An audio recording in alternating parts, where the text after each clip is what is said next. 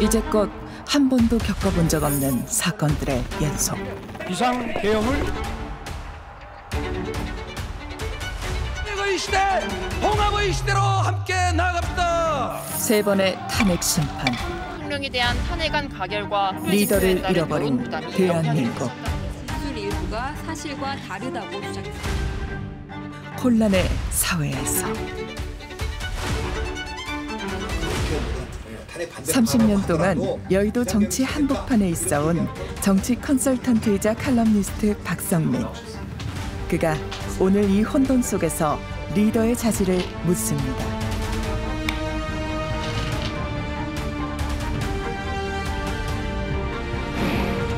흑백의 세상.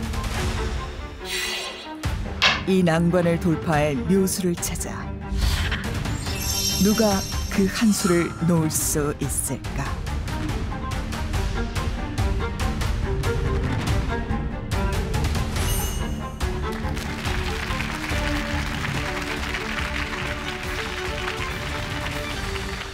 여러분들 비상계엄 때문에 굉장히 놀라셨을 거고, 대통령이 또 탄핵되고 구속되고 예전부터 알고 있던 정치가 사라지고 이상한 일이 벌어지고 있다. 우리만 그런 게 아니라 미국도 트럼프 대통령이 복귀하고 전 세계적으로 어떻게 이런 일이 벌어졌을까 하는 것을 제가 오늘 말씀드리려고 합니다. 정치는 전쟁과 스포츠 중간 어딘가를 왔다 갔다 합니다. 전쟁으로 가까이 가면 상대를 죽일 적으로 보고, 스포츠로 가까이 가면 이길 경쟁자로 봅니다.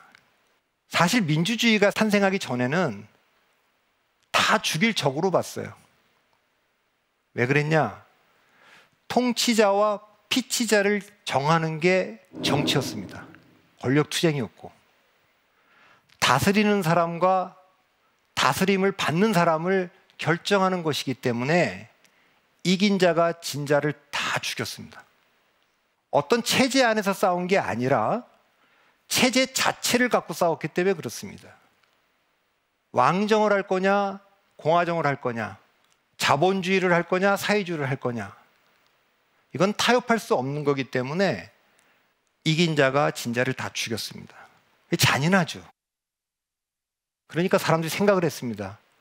이렇게 죽이지 말고 일정 기간 국가의 경영을 맡겼다가 일정한 뒤에 국민의 의사를 물어서 계속 맡길 것인지 아니면 좀 교체를 좀 할 것인지 이걸 좀 정해보자.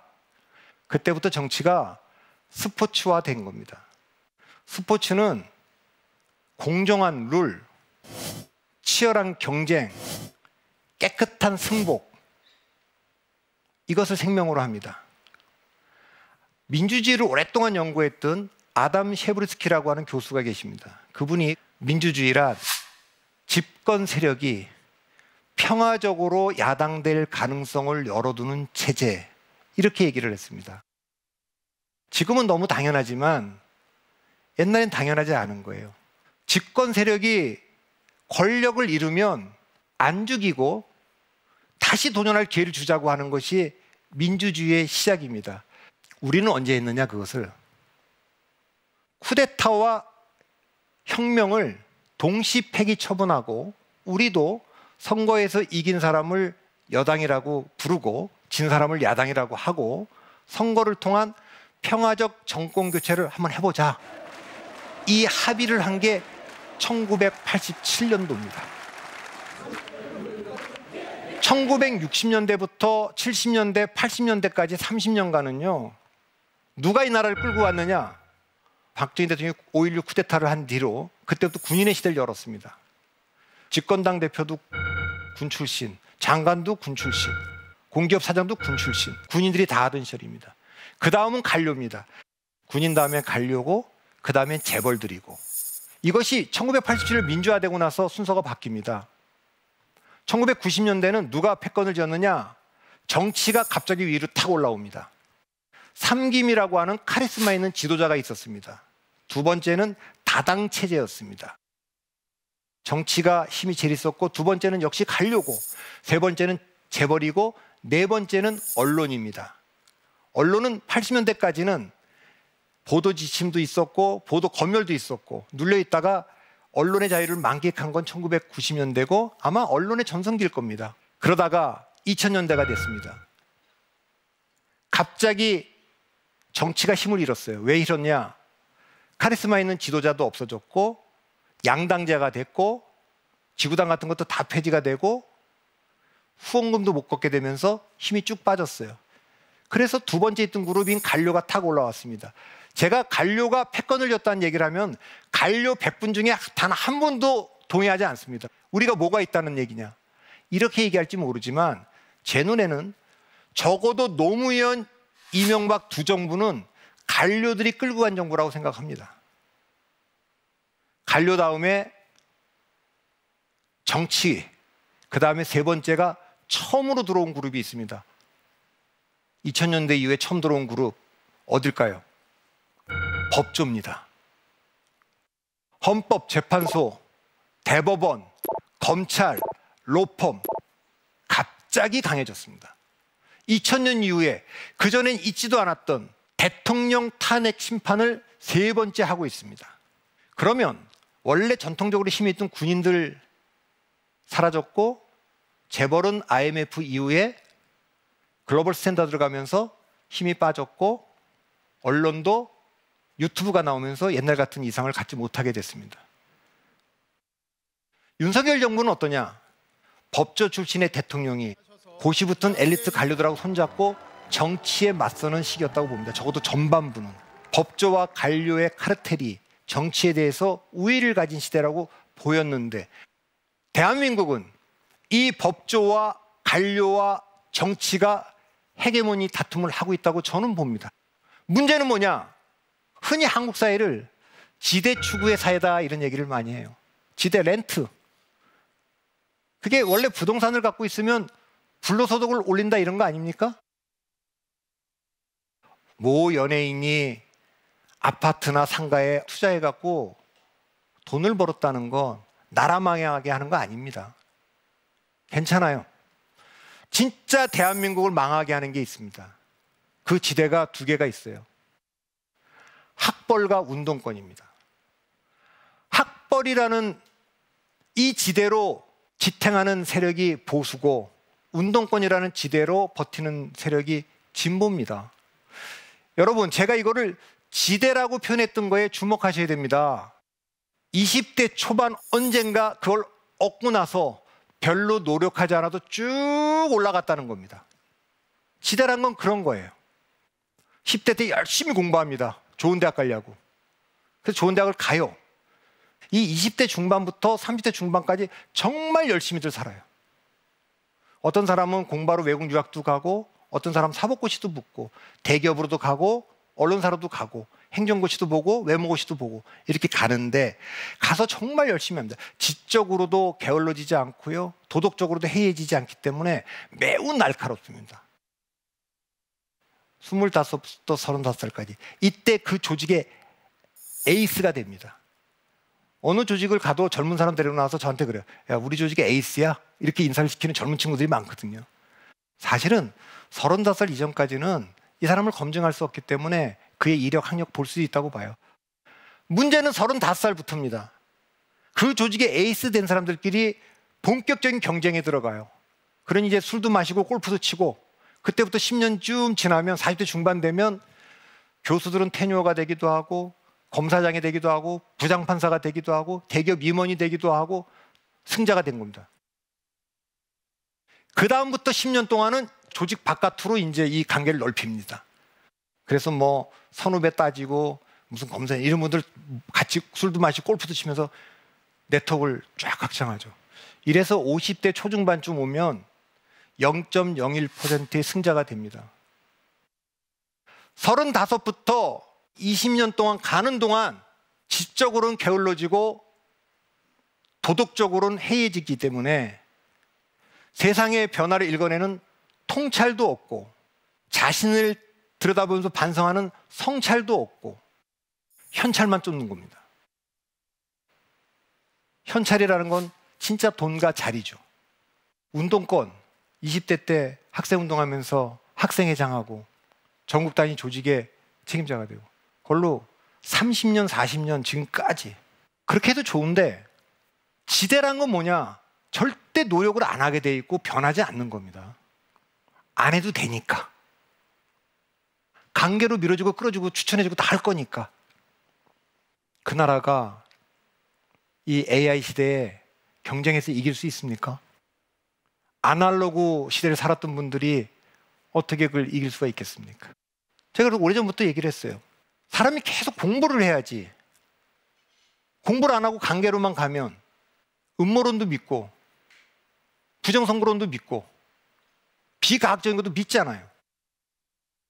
그러니까 이끌 수 없는 사람들이 모든 꼭대기에 있기 때문에 대한민국의 위기의 핵심은 리더십의 위기인 것입니다. OECD가 10년마다 조사를 합니다. 언어 능력, 수리력, 그 다음에 적응적 문제 해결력을 조사를 해요. 근데 우리가 OECD 평균보다 떨어져요. 34세, 35세 이전에는 우리가 높아요. 괜찮아요. 우리가 35세 이하에 떨어지는 겁니다. 저 같은 사람 죄송하게도.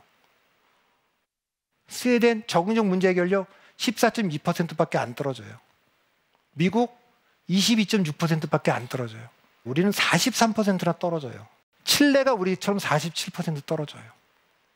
그건 제가 아까도 말했지만 우리는 일정한 지위가 되고 지대로 가고 있기 때문에 노력을 안 해도 되는 사이기 때문에 그렇습니다.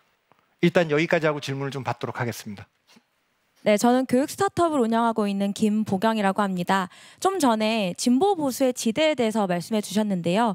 대표님이 보시기에 지금의 정치적 갈등이 진보 보수 모두 지대만을 추구하는 리더들 때문이라고 보시는지 궁금합니다. 그 질문에 대한 제가 대답을 좀 하려면 한국의 보수와 진보가 갖고 있는 세계관에 대해서 제가 좀 설명을 하는 게 좋겠습니다. 보수와 진보라고 얘기할 때 흔히 한국의 민주당이 진보냐, 그 리버럴이다, 프로그레시브가 아니다 이렇게 얘기를 하죠. 또 우리나라의 보수도 저기 극우지 무슨 보수냐 이렇게들 얘기를 많이 하거든요. 통상적으로 우리가 보수 진보 그러면 이분들의 정체성을 가장 극명하게 보여주는 게 있어요. 지금은 옮겼습니다만 청와대에 비서들이 근무하는 건물 이름이 있어요. 비서실장부터 수석도 있고 뭐 다 있는 그 건물의 이름이 원래 위민관입니다. 위할 이자 있지 않습니까? 뭐 백성을 위한다라는 말 얼마나 좋은 말입니까? 근데 노무현 대통령이 들어와서 이걸 여민관으로 바꿔요. 아, 이거 얼마나 좀 더불어 였자. 지금 더불어민주당 아닙니까? 백성과 더불어. 좋은 얘기죠. 근데 그게 뭐라고 이명박 대통령이 대통령이 되자 다시 위민관. 박근혜 대통령까지 위민관. 문재인 대통령 되니까 다시 여민관. 이게 매우 중요하니까 왔다 갔다 할 거 아닙니까? 위민관은 엘리트주의를 의미하는 겁니다. 여민관은 대중주의, 정확하게는 민중주의를 의미하는 겁니다. 보수와 진보를 말씀하셨는데 세계관이 얼마나 다르냐면 똑같은 투표권을 갖고 있는 당원을 뭐라고 부르냐? 국민의힘에서는 책임당원, 민주당에서는 권리당원. 제가 그 이름 짓는 거 보고 깜짝 놀랐어요. 어떻게 이렇게 자기들 세계관을 정확히 반영해서 이름을 짓는가? 여러분, 한국은 원래 보수의 나라입니다. 정치권이든 기업이든 언론이든 모든 거에 주류가 보수예요. 민자당 대 반민자당, 한나라당 대 반한나라당, 새누리당 대 반새누리당이 기본 지형이었어요. 그런데 2017년 박근혜 대통령 탄핵 이후에 보수 동맹에서 중도 보수가 떨어져 나갔습니다. 그 뒤에는 민주당 대 반민주당의 시대로 바뀌었습니다. 민주당이 비로소 주류가 된 겁니다. 대한민국에서 민자가 들어간 거는 원래 비주류를 상징하는 겁니다. 민주당, 민노총, 민변, 민예총. 그런데 보수가 권력을 잃었어요. 국제정치든 국내 정치든 조폭이든 위계 질서가 잡혀 있으면 전쟁이 안 나요. 감히 도전을 못하니까. 미중 패권 전쟁이 왜 벌어지고 있습니까? 패권국인 미국의 지위가 내려오고 도전 세력인 중국의 지위가 위상이 상승하니까 충돌하고 있는 겁니다. 그레이엄 앨리슨이라는 사람이 예정된 전쟁이라는 책을 썼어요. 패권 국가의 힘이 떨어지는 것보다 더 위험한 게 도전 세력도 피크를 찍고 내려올 때가 위험하다는 겁니다. 지금 아니면 덤벼볼 시간이 없다고 할 때가 진짜 위험한 거예요. 16번 사례 중에 12번이 전쟁으로 이어졌다는 거 아닙니까? 중국도 그렇다는 겁니다. 미국이 확실히 옛날부터 힘이 떨어지는 건 분명한데 중국도 지금 대만을 먹지 않으면 먹을 수 없다라고 하는 게 지금 이 상황을 심각하게 보는 겁니다. 미국의 트럼피즘은 어떻습니까? 미국은 흔히 와스프의 나라라고 얘기합니다. 백인과 앵글로색슨과 기독교의 나라라고 얘기하는 거예요. 2016년에 트럼프 대통령이 등장했을 때 사람들은 말하기를 이것은 미국 노동자 러스트벨트의 분노가 트럼프를 만들었다고 분석들 했습니다. 저는 거기 동의하지 않습니다. 오늘날 트럼프를 다시 대통령으로 만든 힘은 백인 노동자의 힘이 아니라 백인의 위기가 가져온 거라고 저는 봅니다. 버락 오바마가 2008년에 대통령 됐을 때, 흑인이 대통령 됐을 때 한 달 뒤에 티파티가 만들어졌습니다. 그때부터 미국은 정체성 전쟁에 들어간 겁니다. 인종적으로나 문화적으로나 종교적으로나 주류고 패권을 갖고 있을 땐 여유가 있어요. 좀 나눠줄 여유가. 그 여유가 미국에게도 없고 미국 내 백인들에게도 없어요. 이민을 받아주고 난민을 받아주고 같이 좀 살자 이럴 여유가 없어요. 한국에서도 마찬가지입니다.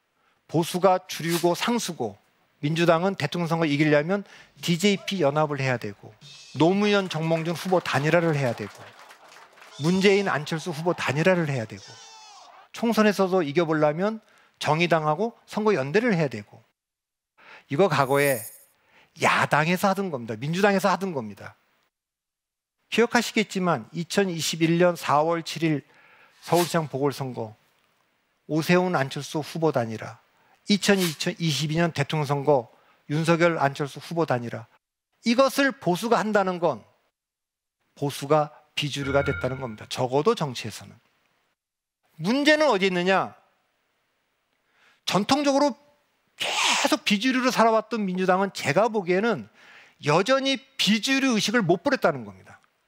대통령이 돼도 국회를 180석을 가져도 우리는 약자고 어딘가 강자들이 카르텔로 이걸 노리고 있다. 제가 2006년 지방선거 앞두고 열린우리당 그때 당시 집권당입니다. 노무현 대통령이고 집권당이 2004년 탄핵 역풍으로 다수당 152석을 한 그 열린우리당 특강을 갔어요. 그래서 제가 이렇게 얘기를 했어요. 아니 대통령도 열린우리당이고 노무현 대통령이고 국회 가반도 열린우리당인데 여기 있는 분들이 다 우린 비주류라고 얘기한다. 그때 그랬거든요. 그럼 도대체 대한민국 누가 끌고 가는 거냐 지금. 여러분들 주류의식 좀 가지셔야 됩니다. 책임감 좀 가지셔야 됩니다. 지도자는 자기 책임이 아닌 일에도 책임감을 가져야 되는 겁니다. 대한민국 이끌어 가겠다고 하면 도전 세력일 때의 습성 그걸 버려야 됩니다. 박지성이 옛날 메뉴에서 뛸 때 위닝 멘털리티라는 말을 자주 얘기했어요. 메뉴는 그게 있다. 지고 있는데도 꼭 뒤집어서 이길 것 같은 자신감이 있다는 거예요. 상대방들은 이기고 있는데도 꼭 질 것 같은 거예요. 옛날 바둑의 최강자인 조은현, 이창호, 이세돌하고 두는 상대방 기사들, 프로기사들 제가 바둑조에서 물어보면 이기고 있으면 더 불안하대. 꼭 질 것 같아. 그리고 꼭 진대요. 여러분 리더는 뭐냐? 위닝 멘탈리티를 가져야 되는 겁니다. 이 나라를 우리가 끌고 가고 있다는 책임감을 가져야 돼. 내 책임이 아닌 일에도 책임감을 가져야 되는 겁니다. 반대로 보수는 소유욕이 너무 강해요. 학교도 내 거, 교회도 내 거, 신문사도 내 거, 나라도 내 거. 그러니 선거 지고 나면 나라에 잃은 것 같은. 보수가 망한 건 지금 비주류가 됐는데도 여전히 상대를 경멸하는 투로 존중하지 않고 그러는 거 아니냐. 정치적으로 세상을 지배하는 두 가지 방법이 있습니다. 자기 생각대로 현실을 바꿀 물리적 힘이 있으면 됩니다. 독재하면 된다는 뜻이에요. 그것이 불가능해졌기 때문에 87년 이후에 그 다음부터는 현실에 맞춰서 자기 생각을 바꿔야 됩니다. 이것이 선거입니다. 이 유연성이 보수보다 민주당이 뛰어났기 때문에 민주당이 상당히 약진을 한 겁니다. 또 하나 기술 혁신입니다. 이 스마트폰의 등장이요, 3기 시대가 가고 국민 참여 경선이라고 하는 거를 민주당이 도입을 해요. 그리고 정말로 중요한 게 뭐냐, 인터넷이 보급돼 있었다는 겁니다. 모바일 투표를 열어달라. 민주당이 도입을 했는데 이것이 그 뒤에 한국 정치판을 엄청 바꿔놨습니다. 그 다음에 플랫폼 유튜브가 나오면서 정치에 대한 대중의 지배력이 너무 세진 겁니다. 정치인을 두려워하는 대중은 없습니다. 대중을 두려워하는 정치인들만 있지. 제가 20년 전에 책을 썼어요. 프롤로그 제목입니다. 대중은 통치하고 싶다. 대중은 정치인들에게 통치를 받고 싶지 않은 것이 아니라 정치인들을 통치하고 싶어 합니다. 심리적 내전 상태. 한 조사에 따르면 국민들이 체감하는 이념 갈등 지수는 73%로 역대 최고치를 경신했습니다. 거리로 나선 사람들. 기성정치가 자신의 의견을 대변하지 못한다고 느낄 때 시민들은 직접 정치 행위에 나섭니다. 무엇이 답답해서였을까? KBS는 빅데이터 전문 분석업체 아르스 프락시아에 의뢰하여 총 70만 건의 정치 의견 댓글을 분석했습니다. 보수층은 윤석열 대통령에 대한 응원, 민주당과 이재명 대표에 대한 증오, 헌재 재판에 대한 우려와 선거 부정에 대한 강한 믿음의 감정을 지니고 있었습니다. 중국 공산당이 대한민국 곳곳에 팍 들어와가지고 정치인 매수하고 선관위 매수해가지고 대한민국을 장악하고 있다고 생각을 합니다. 이것과 싸우는 것이 대한민국 주권을 지키는 일이라고 생각하고 있습니다. 대통령께서 말씀하신 것처럼 모두의 정치적 행위고 대통령이 판단할 수 있는 부분이라고 저희는 생각을 하고요. 그리고 중앙선관위에 대한 문제는 앞으로의 다음 세대를 위해서라도 이 선거가 정말 투명하게 돌아가고 있는지 그걸 명확하게 좀 가려보자는 입장이고요. 선거와 사법 시스템을 신뢰할 수 없다는 사람들. 또 다른 이들은 어떤 입장일까? 광화문 광장을 사이에 두고 완전히 다른 상황 인식을 하는 시민들이 있습니다.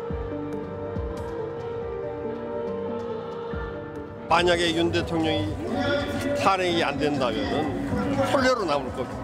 대통령이 무한한 권력을 가지고 자기 나라 국회를 쳐들어갑니까? 있을 수 없는 일. 혼란을 하루빨리 잠재우기 위해서는 헌재에서 하루라도 빨리, 1시간 1분 1초라도 빨리 이 내란 수계에 대한 그런 파면을 해야 된다고 판단하고 있습니다.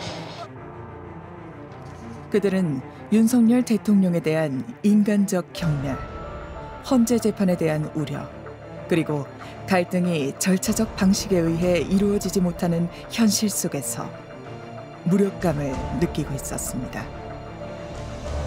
우리는 당연히 대중이 정치에 참여하면 진보했다고 믿었어요. 그 직선제도 그래서 외친 거고, 대한민국 민주공화국이다. 모든 권력은 국민으로부터 나온다라고 되어 있지만 우린 직접 민주정을 할 수가 없어요. 현대 정치의 핵심 공화정은 대의정에 기초하고 있는 겁니다. 대의정을 구축하고 있는데 구성하고 있는 요소는 뭡니까? 관료 시스템, 사법 시스템, 언론 이런 거 아닙니까? 정치 시스템. 이것이 공격당하고 있습니다. 이 문제가 왜 심각하냐? 20세기 포퓰리즘은 돈을 풀어주는 거예요. 패론주의라고 하죠. 인기 영합주의라고 해서 돈을 풀어주는 겁니다. 21세기 포퓰리즘이 무서운 거는 엘리트와 국민을 직접 대립시킵니다. 이 엘리트가 뭐냐? 사법 시스템, 관료 시스템, 언론 시스템, 정치 시스템, 여기를 공격합니다. 자유민주주의가 전체주의, 권위주의, 인민민주주의보다 위대한 것은 법치, 선거제도, 언론이라는 기둥 위에 올라가 있기 때문입니다. 우리가 만일에 선거 시스템이 부정적이어서 믿을 수 없다. 언론을 믿을 수 없다. 유튜브를 봐야 된다. 사법 카르텔에 의해 장악되어 있는 수사든 재판이든 신뢰할 수 없다라고 얘기하면 민주주의는 무너집니다. 윈스턴 처칠이 이런 얘기를 남겼어요. 민주주의는 가장 나쁜 체제다. 한마디 더 붙였어요. 그 이전까지 시행됐던 모든 체제를 제외하고서 말이다. 그 얘기는 뭡니까? 민주주의가 완전하지 않지만 이전의 모든 체제는 폭력적이었기 때문에 폭력을 안 쓴다는 측면에서 민주주의가 위대하다는 말을 역설적으로 한 겁니다. 선거가 완벽한 것도 아니고 법원이 완벽한 것도 아니에요. 그걸 받아들이자고 약속한 겁니다. 승복하자고 약속한 겁니다. 이걸 안 받아들이면 거리에서 강목 들고 다 싸울 텐데 감당할 수 있겠습니까? 우리 측만 폭력을 행사할 수 있는 게 아니에요. 상대방도 할 수 있는 거지. 이렇게 되면 민주주의가 무너지는 게 아니라 내전이 되면서 대한민국 전체가 무너지기 때문에 우리가 민주주의를 지켜야 되는 이유입니다. 2016년에 옥스퍼드 사전이 뽑은 그 해 단어가 포스트루스예요. 대안적 진실. 상대방이 말한 건 무조건 가짜뉴스라고 규정하자. 그리고 우리 측의 거짓말은, 가짜뉴스는 대안적 사실, 대안적 진실이라고 말하자. 놀라운 거 아닙니까? 보수 언론 유튜브를 대안 언론이라고 얘기하고. 사람들이 실험을 해봤어요. 보수 측의 채널과 진보 측의 채널을 보여주고 실험을 하면 놀랍게도요, 14일 만에 완벽히 다른 세계만 봅니다. 한국인의 88%가 월 평균 40시간 이상 유튜브를 시청하는 시대. 새 계정을 만들어 처음 동영상을 시청하는 순간부터 모니터는 금세 한쪽 진영의 이야기로 채워집니다. 클릭을 더 하도록 설계된 알고리즘 때문입니다. 시청 이력과 반응을 학습한 인공지능의 고도화된 추천 기능은 자신의 관심사가 세상의 전부인 것처럼 보이게 합니다. 보수와 진보 구독자 상위 유튜브 채널 5개씩 선정하여 진영 간 소통 상황을 들여다보았습니다. 각 진영의 채널 간 결집도는 높지만 양쪽의 콘텐츠를 고루 보는 사람은 아주 미약하게 존재했습니다.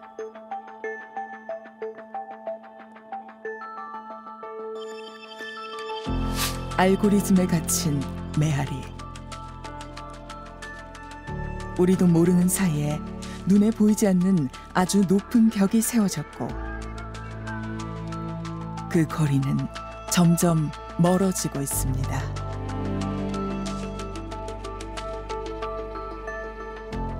여러분들은 나는 생각을 주관적으로 하니까 알고리즘이 나를 어디로 끌고 가도 나는 절대 거기 끌려가지 않을 거라고 자신들 다 할 겁니다.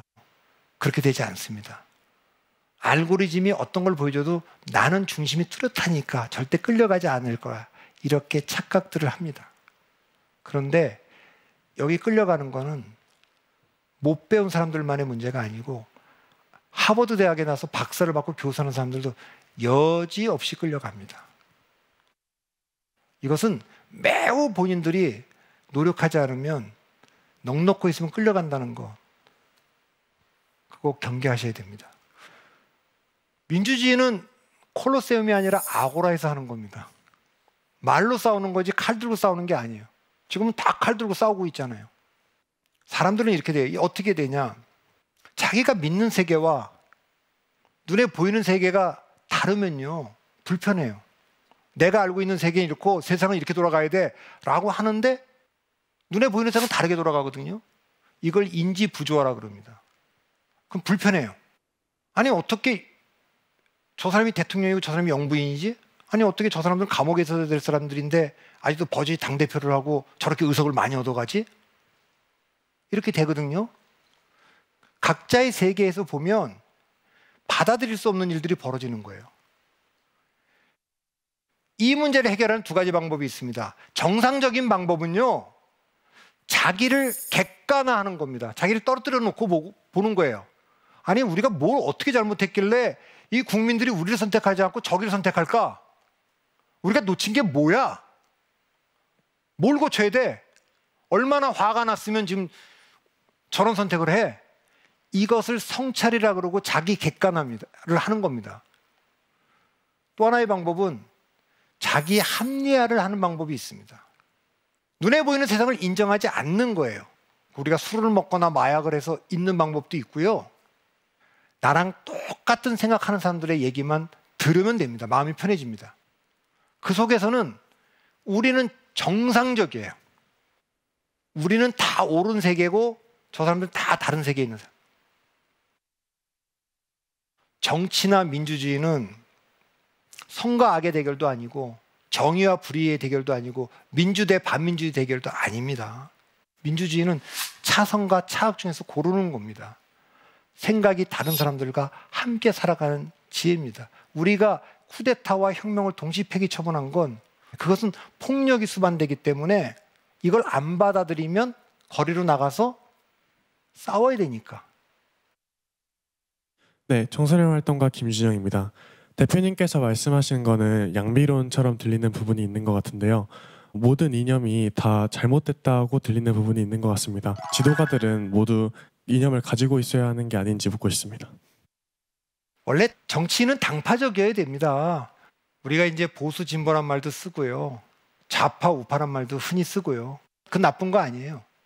체제라는 것, 뭐 이런 것이 다 이데올로기 이념에 기반하고 있죠. 문제는 우리가 거기에 노예가 된다는 데 있습니다. 성경에 보면 안식일을 거룩히 지켜라 이런 게 이스라엘 율법에 나와 있습니다. 십계명에도 들어있고요.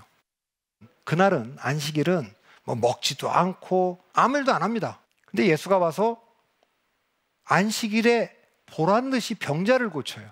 보란 듯이 제자들하고 뭘 먹습니다.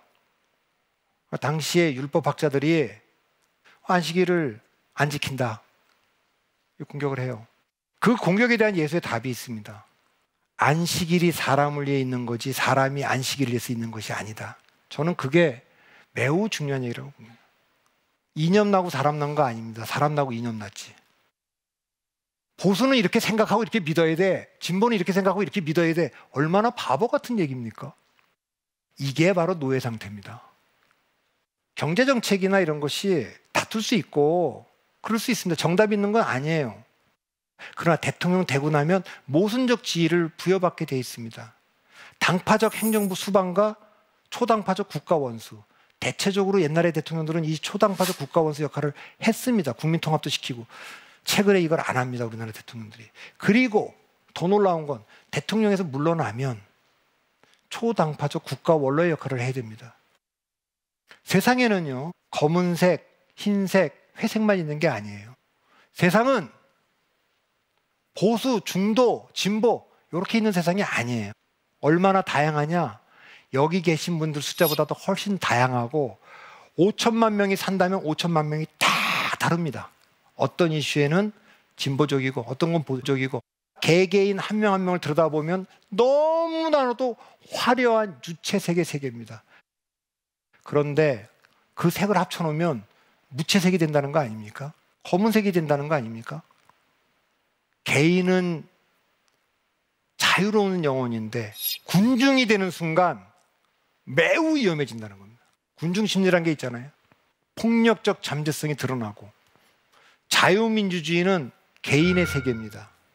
전체주의와 사회주의는 군중의 세계입니다. 우리가 생각하는 단단한 개인이 되려면 정말로 노력을 해야 됩니다. 대중이 판단이 없으면 종교 밑으로 가거나 독재자 밑으로 가거나 대중 여론 밑으로 가는 거예요. 대한민국에요 4세대가 있습니다. 1955년 이전에 태어난 분들 정체성이 국민이에요. 국민학교 갔고 국민교육 현장에 외웠고 우리가 대한민국을 만들었다는 자부심이 있습니다.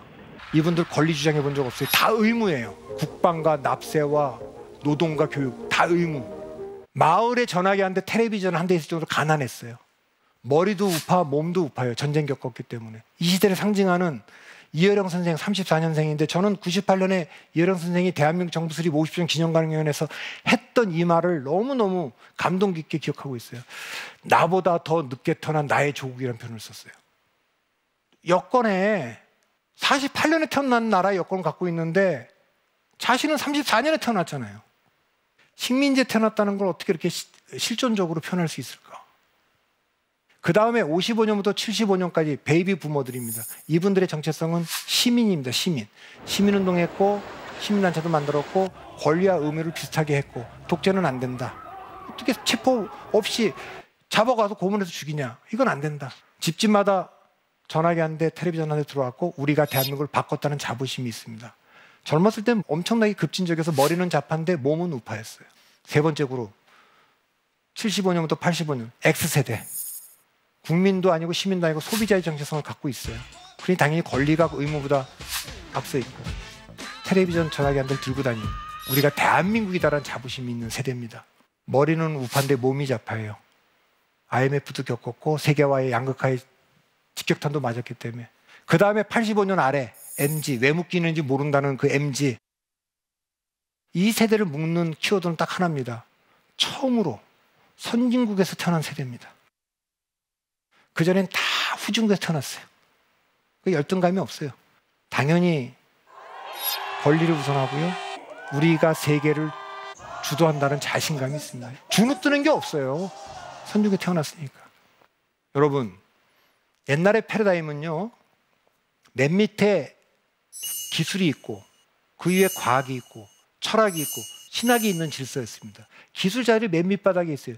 근데 디지털 시대가 오고서 이게 물고 나무섰습니다. 맨 밑에 신학이 있고 철학이 있고 과학이 있고 꼭대기에 기술이 있습니다. 지금은 디지털 세대고 기술자들이 맨 위로 올라갔습니다. 일론 머스크, 샘 올트먼, 젠슨 황, 량원펑 이런 사람들이 쥐락펴락하는 세상이에요. 미래를 예측하는 가장 좋은 방법은 미래를 만드는 것인데 그들이 만들고 있잖아요.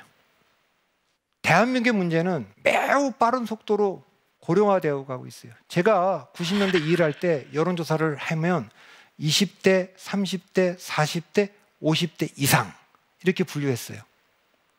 2010년쯤 가니까 20대, 30대, 40대, 50대, 60대 이상.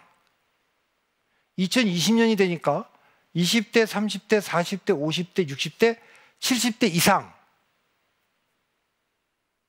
그럼 2030년은 어떻게 될 것 같습니까? 2030년에 5년 뒤에는 많은 사람들이 80대 이상이 추가될 거라고 예상하겠지만 그보다 더 중요한 건 30대 이하로 한 그룹이 묶인다는 겁니다. 이게 왜 무섭냐? 대한민국에서 20대, 30대의 인구 구성비는 계속 떨어지고 60대, 70대는 계속 늘어나서 2012년 대선, 2017년 대선, 2022년 대선 계속 떨어져서 지난번 2024년 총선에는 20, 30대가 30.6이어서 이번에 어떤 선거가 치러지든지 무조건 30% 밑으로 역사상 처음으로 떨어집니다. 60대, 70대는 처음으로 30%를 넘어서 계속 늘어날 겁니다. 그런데 놀라운 건 뭡니까? 2016년부터 20대, 30대가 지지하는 세력이 선거를 다 이겨갔다는 겁니다. 인구는 계속 주는데 왜 영향력은 더 커졌느냐? 투표율이 급상승했기 때문에 그렇습니다. 2030에게 압도적인 지지를 받고 당선된 문재인 전 대통령.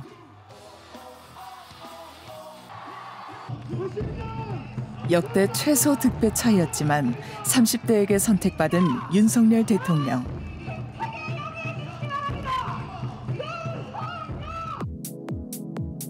(2012년) 이래 주요 선거에서 줄곧 2030의 표를 더 많이 얻은 후보가 승리했습니다. 무당층 비율이 높아 스윙보터로 역할하는 2030의 표심은 승부를 가르는 바로미터가 된 겁니다. KBS는 2030의 정치적인 성향과 관심을 알아보기 위해 포커스그룹 인터뷰를 진행했습니다. 보수그룹의 젊은이들에게 눈에 띄는 키워드는 공동체, 국가, 교회. 이들은 민주당과 그 연대 세력들이 나라를 망칠 수 있기 때문에 일부 국민권리 제한이 필요하다고 봅니다. 그러나 자신들은 예외일 것이라는 배타적 공동체관을 갖고 있었습니다. 진보적 성향을 보이는 젊은이들의 키워드는 민주주의, 무기력, 걱정입니다. 갈등을 정치가 해결하는 것이 민주주의인데 갈등 해결이 상식적인 절차 안에서 이루어지지 못하는 현실에 큰 무기력감을 느끼고 있었습니다. 일자리, 경제 등 생활 밀착형 정책보다 이념과 민주적 갈등 조정이 주목되는 결과였습니다. 2030이 던지는 질문, 앞으로 리더가 응답해야 할 과제일 것입니다. 예전에 20, 30대는 투표 안 했어요. 60대의 절반도 안 됐어요. 그런데 노무현 대통령의 비극적 죽음, 2009년이죠. 2014년은 사전투표제의 도입, 박근혜 대통령 탄핵을 거치면서 정치에 대한 관심이 커졌어요. 2017년 대통령 선거는 20대가 40대보다도 투표율이 높아요. 이것은 매우 중요한 겁니다. 왜 20, 30대가 더 정치를 많이 올라와야 되냐? 아까 말했지만 학벌과 운동권의 지대가 그걸로 수십 년을 버틴 사람들이 양당에 대한민국을 이끌고 있으니 대한민국이 혁신이 일어날 리가 없지 않습니까? 마지막으로 꼭 하시고 싶은 분이 있으면 딱 질문 하나만 받겠습니다. 여기 처음 말씀하시죠. 네, 안녕하세요. 저는 젊은 정치인들 지원하는 비영리 조직 운영하고 있는 광민혜라고 합니다. 새롭고 다양한 인재의 필요성에 대해서 얘기를 많이 해주셨는데 사실 지금 거대 양당 구도 안에서는 새로운 인물이나 정책들이 경쟁하기가 굉장히 어려운 것 같습니다. 그래서 적대 정치가 반복되다 보니까 유권자들의 피로도도 훨씬 올라가고 있다고 생각이 드는데요. 이런 정치적 양극화를 해소할 수 있는 방안, 그리고 더 나아가서는 더 다양한 목소리가 정치에 담길 수 있는 방안을 무엇이라고 보시는지 궁금합니다. 제가 생각해봤어요. 대한민국은 51대 49에 승복을 안 한다. 60대 40이면 어떨까? 제법 차이 나는데 이거 승복 안 해요. 그래서 66대 34면 30% 이상 차이면 승복하지 않을까? 점심을 우리가 먹으러 가는데 두 명이 짜장면 먹으러 가자 그러고 한 명이 무슨 짜장면이냐 김치찌개 먹으러 가자 여기 잘하는 데 있다. 1대 2지만 짜장면 먹기 싫은 사람이 우기면요 결론이 안 나요. 이게 66대 34입니다. 한 명이 더 와요. 더 와서 뭐 갖고 싸우냐? 아니 짜장면 먹자는데 잠깐만 얘가 김치찌개 먹는다 그래. 머리 툭 치면서 야 임마 오늘은 짜장면 먹으러 가. 그럼 끝나요. 3대 1이면 승복을 합니다. 대한민국 사람들은. 이걸 가만히 찾아봤어요. 김영삼 대통령이 금융실명제를 했는데 찬성 여론이 75%가 되니까 반대론이 조용해져요. 노무현 대통령 탄핵을 했는데 탄핵 반대 여론 잘못했다. 이게 75% 넘어가니까 탄핵을 철회하자 사과하자 난리예요. 지난번에 만 5세 입학했다가 반대 여론 75% 넘어가니까 이거 하면 안 되겠다. 제가 이 얘기를 왜 드리냐면 지금 정치가 이렇게 고장난 건 5가지가 겹쳐 있습니다. 대통령제가 갖고 있는 한계, 5년 단임제가 갖고 있는 약점, 소선구제 양당제가 갖고 있는 폐해, 헌법 운용의 경직성, 대통령 개인의 캐릭터 이런 게 다 겹쳐 있어요. 그래서 저는 선거구제를 좀 다당제가 가능하면 그러면 지금보다는 훨씬 연합의 정치가 될 것이고 우리는 이미 88년 4당 체제, 92년 3당 체제, 96년 4당 체제, 2010년 3당 체제일 때 훨씬 정치가 잘 돌아갔다는 경험이 있으니까 그거 한번 해보고 싶습니다. 그러면 이렇게 안 싸울 거예요. 우리는 거대 양당 체제가 투표의 결과물이라고 생각합니다. 그러나 우리나라는 양당제를 제도로서 선택한 겁니다. 그 배경에는 선거구제가 있습니다. 현행 총선은 지역구 의원 253석을 소선거구제로 뽑습니다. 나머지 47석을 정당 득표율에 따라 비례대표제로 뽑습니다. 현재의 소선거구제에서는 1등만 뽑게 됩니다. 다른 후보에 던진 표는 모두 사표가 됩니다. 선거구가 좀 더 커진다면, 그리고 커진 선거구에서 두세 명을 뽑는다면 2등, 3등을 해도 당선될 수 있습니다. 작은 정당도 의석을 얻을 기회가 발생하죠.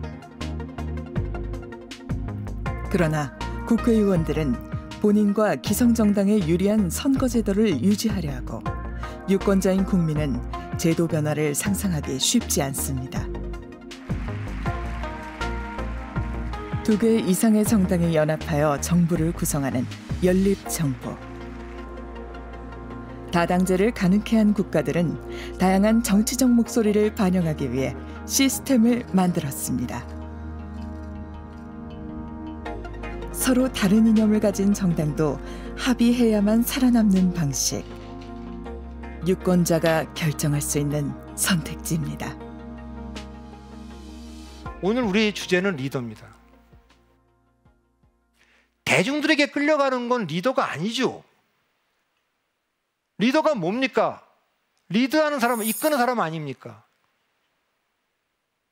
정치적 반대자와 싸우는 건 작은 용기만 있어도 됩니다. 지지자에 맞서는 용기가 정말로 큰 용기가 필요한 겁니다. 지도자는, 대통령, 그래야 되는 겁니다. 우리 지층들이 반대하지만 한미 FTA는 해야 됩니다. 국가를 위해서. 이라크 파병은 해야 됩니다. 해야죠. 자기 지지층들이 원하는 얘기만 할 거면 정치를 왜 하고 그걸 어떻게 지도자라고 리더라고 부를 수가 있습니까? 아무리 본인들은 대통령 되고 장관 되고 국회의원 되면 뭐합니까? 리더는 조직을 키우는 사람이 리더입니다. 자기만큼 걸 리더라고 할 수가 없죠. 올해는 강복 80주년 되는 해입니다. 우리가 해방되고 3년 뒤에 48년에 대한민국이라는 나라를 세웠어요. 이 나라 세울 때 이스라엘하고 같이 건국됐거든요. 두 나라를 보고 국제사회가 다 똑같이 말했습니다. 이 두 나라는 100년 뒤에는 지구상에 없을 나라들이라고 그랬어요. 이스라엘은 처음 만들었고요. 우리는 아무리 봐도 이 나라가 100년 뒤에 버틸 수 있는 나라가 아니라고. 잘 버텼어요. 대한민국이 저력이 있어요. 제가 대한민국을 이끌고 가는 0.01%를 비판하지만 대한민국이 다른 나라보다 뛰어난 건 민도가 매우 높은 나라입니다. 국민들의 수준이 균형을 잡으면서 갈 것이기 때문에 단단한 개인이 한국 사회를 혁신하고 대한민국 민주주의를 발전시킬 거라고 저는 기대하고 있습니다. 그러려면 우리가 들은 건 믿지 말고 눈으로 본 것도 반만 믿으세요. 음모론, 루머, 폭로, 협박 이런 거 듣지 마시고 내 스스로 생각하는 그런 개인들이 됐으면 좋겠습니다. 감사합니다.